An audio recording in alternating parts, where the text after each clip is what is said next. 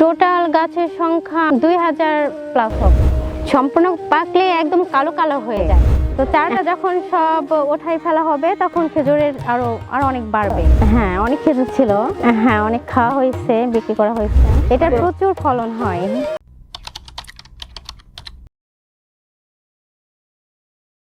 বর্তমানে বাংলাদেশে কিন্তু কৃষির আধুনিকতার ছোঁয়া পেয়ে নতুন নতুন ফল ফসলের চাষাবাদ হচ্ছে। তেমন একটি ফল হচ্ছে বিদেশি খেজুর। আর এই বিদেশি খেজুর এখন আমাদের বাংলাদেশে একেবারে বিদেশিদের মতো করেই হচ্ছে চাষ করা হচ্ছে।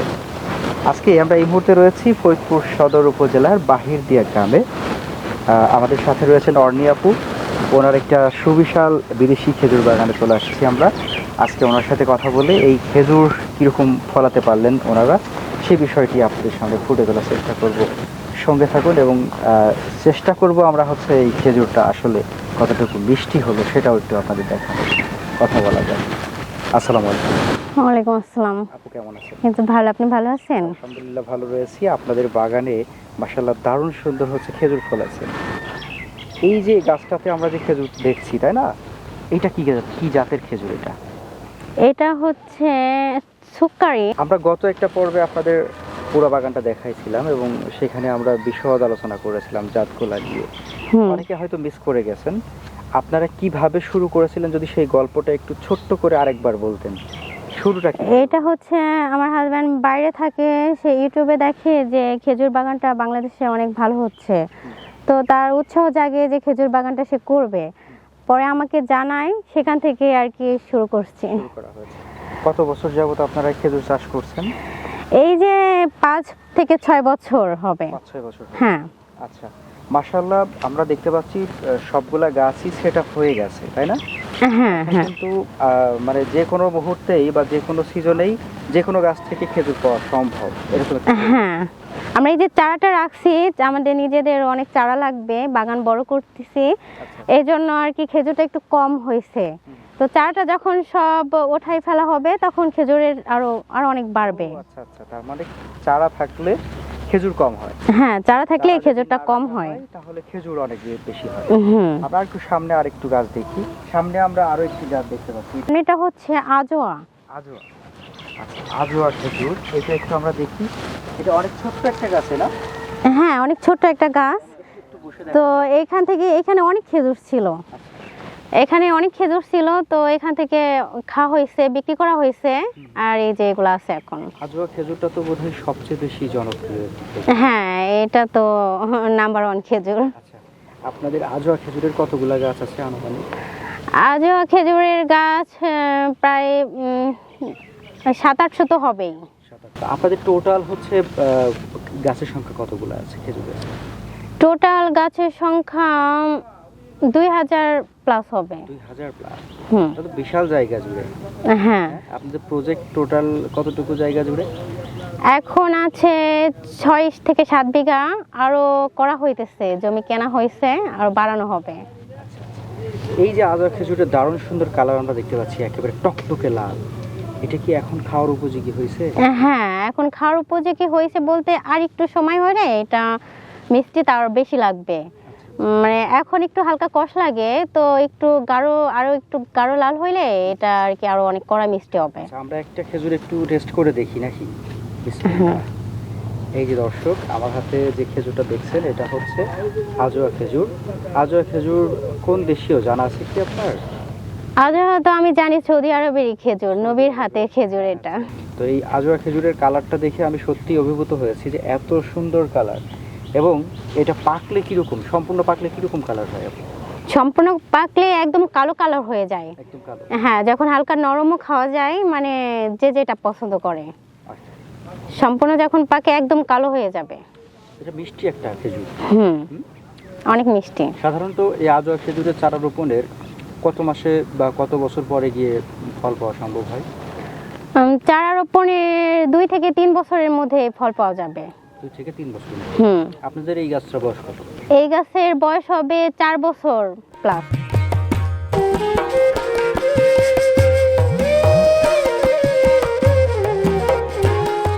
ওই খেজুর গাছের সাধারণত দূরত্ব কিরকম রাখতে হয় গাছ থেকে গাছে? গাছ থেকে গাছের দূরত্ব আর 10-12 হাত রাখলে ভালো হয়। আচ্ছা, গাছ তো সাধারণত অনেক বড় হয় তাই না? হ্যাঁ, গাছ অনেক বড় হয়। সাধারণত আমরা দেশীয় খেজুরের চেয়েও বোধহয় বেশি একটু জায়গা নেয়। হ্যাঁ, এটা জায়গা একটু বেশি লাগে। এটা কি জাত? এটা হচ্ছে আজোয়া। ও আচ্ছা, এটাও আজোয়া। হ্যাঁ, এটাও আজোয়া। আচ্ছা, আজোয়ার কি আবার ক্যাটাগরি আছে নাকি একই আজোয়া? হ্যাঁ, আজোয়ার 3টা ক্যাটাগরি আছে, তার মধ্যে আমাদের 3টা জাত আছে, 3টা জাতই ধরছে আজোয়া। তাই নাকি? হ্যাঁ, এটা সম্পর্কে বলতে পারবেন যে আজওয়ার এটা কোন ক্যাটাগরি, কোন জাত এটা? এটা হচ্ছে আজোয়া জাইদ। আচ্ছা, তাহলে তো মাশাআল্লাহ আপনি খেজুর সম্পর্কে ভালো রপ্ত করেছেন। আচ্ছা, এখানে বোধহয় অনেক খেজুর ছিল তাই না? হ্যাঁ, অনেক খেজুর ছিল। খেজুরের বোটাগুলো দেখলে বুঝতে পারছি। হ্যাঁ, অনেক খাওয়া হয়েছে, বিক্রি করা হয়েছে। বিক্রি করা হচ্ছে? হ্যাঁ। এই খেজুর এলাকাতেই বিক্রি হচ্ছে? হ্যাঁ, বাগানে এসে নিয়ে গেছে, আবার অনেক সময় দেখা গেছে কোরিয়া করে পাঠিয়ে দিছি। কিরকম দামে বিক্রি করা যায় খেজুরগুলা? 1500 থেকে 2000 কেজি? কেজি। বিরাট ব্যাপার। তাহলে তো মাশাআল্লাহ বেশ লাভজনক মনে হচ্ছে খেজুরটাকে না? হ্যাঁ, অবশ্যই, এটা তো আমি নিজেই দেখছি। এক একটি গাছে সাধারণত হচ্ছে কত কেজি ফল পাওয়া যাচ্ছে এখন? এক একটি গাছে যেগুলা একটু বড় হয়েছে ওগুলাই 30-40 কেজি তো আসেই। 30-40 কেজি। হ্যাঁ।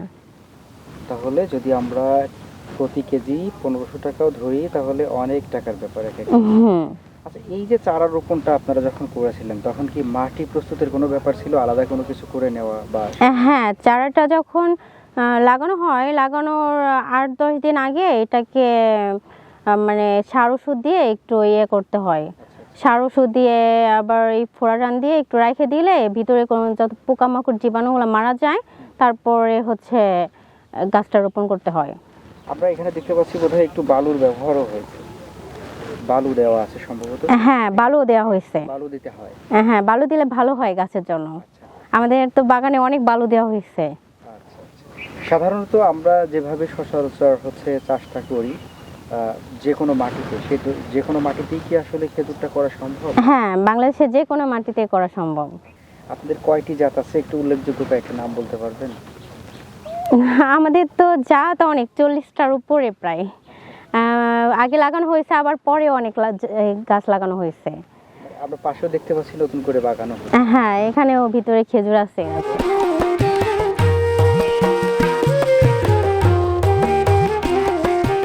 আমি আব্দুল কুদ্দুস, আমি একটা কীটনাশকের দোকান করি। বাগান পরিচর্যার জন্য একটু ওষুধ মাঝে মাঝে এসে দেই। আর সবচেয়ে বড় কথা হলো এই খেজুর যে অনেক এসে ঘুরে দেখলাম, এই বাগানটা মূল করছে তুষার। এই তুষার মাঝে মাঝে আমার ফোন দেয়, আমি মাঝে মাঝে আসি। আর মোটামুটি আলহামদুলিল্লাহ খেজুর অনেক ভালো আসছে, ছোট বাচ্চা গাছেও। আমি মোহাম্মদ ইউনুস আলিমুল্লাহ। এই বাগানটা মূলত আমার জামাই, ছোট জামাই, সে সিঙ্গাপুরে থাকে। ওই উদ্যোগ নিয়ে ওখানে একটা ট্রেনিং দিয়েছিল, ট্রেনিং থেকে কিছু বীজ আই না সিঙ্গাপুরে কয়েক দেশের সাথে একটা ট্রেনিং দিছে, দিয়ে ওই কিছু বীজ নিয়ে আসছিল। ওই বীজ আমি এবার চারা দিয়ে আমার ওই ছোটো মেয়ে এর সাথে এই চারা দিয়ে এইগুলো রোপণ করছি। চারা হওয়ার পরে এখন এই গাছে ফল আসছে।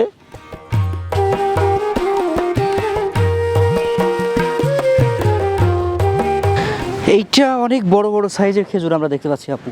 এইটা কি হ্যাঁ, সাইজ, এটা অনেক বড়। কি জাত এটা? এটা হচ্ছে আম্বার খেজুর। আম্বার। তো আমরা আজও দেখলাম বা সুকারি দেখলাম, ওইগুলার দুইটা দিলে বোধহয় একটার সমান হবে না? হ্যাঁ, এটা তো অনেক বড়। অনেক এটা বড়। হয়তো ভিডিওতে বোঝা যায় না, কিন্তু মূলত এটা অনেক বড় সাইজ। এই খেজুর কি খেয়ে দেখা হয়েছে কখনো? হ্যাঁ, এটা অনেক মিষ্টি। অনেক মিষ্টি না? হ্যাঁ। আর এইগুলার তো ওজন যদি আমরা চিন্তা করি, আপনি যেরকম বলছিলেন 10 কেজি 15 কেজি, আর এটা তো তাহলে ওই হিসাব করলে এদের দ্বিগুণ হচ্ছে। তাই না? হ্যাঁ, এটা দ্বিগুণ হবে। এইখান থেকে তো অনেক খেজুর বিক্রি করা হয়েছে, খাওয়া হয়েছে। আচ্ছা, তো এখনো অনেক খেজুর আছে। এই গাছের বয়স কত হয়েছে? এই গাছের বয়স মেবি 5 বছর প্লাস। 5 বছর প্লাস। হ্যাঁ। আচ্ছা আপু, খেজুর চাষে কি আসলে তেমন কোনো কৌশল বা তেমন ব্যতিক্রম কোনো কিছু আছে, নাকি সচরাচর যে চাষাবাদ আমরা করি সেরকম করলেই হচ্ছে? খেজুর চাষের হ্যাঁ ব্যতিক্রম তো একটু আছে। বাইরের দেশের জিনিস আমরা লাগাইছি, তো একটু যত্নের ব্যাপার আছে, মানে একটু সার ওষুধ দিতে হয়, মাসে 2 বার স্প্রে করতে হয়।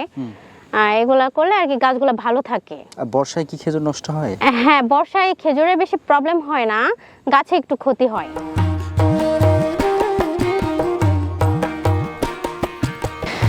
আপু তাহলে এইটা কি জাত? এটা হচ্ছে নূর জাত। নূর? হ্যাঁ, নূরের মতো আলো ছড়াচ্ছে আপনার বাগানে মনে হচ্ছে। হ্যাঁ, অসাধারণ।